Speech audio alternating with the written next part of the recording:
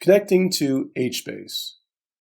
You can connect to HBase using any of the following media: the Java Application Programming Interface, or API, which can be used to conduct usual operations such as get, scan, put, and delete.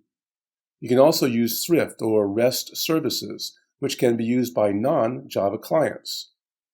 JRuby, a built-in convenience shell for performing a majority of operations, including admin functions, from the command line of Hive, Pig, hcatalog, or Hue.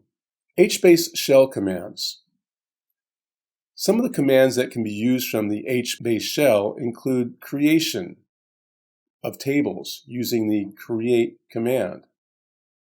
In this case, we see a create table where we're passing the table name from a dictionary of specifications per column family and a dictionary of table configurations, which is optional. You can use the describe command to get information about the named table. And you can start the disabling of a named table by typing in disable and the table name. You can also drop the named table. Note that the table must first be disabled prior to doing a drop. And you can list all tables in HBase. You can use the optional regular expression parameter to filter the output of the list command.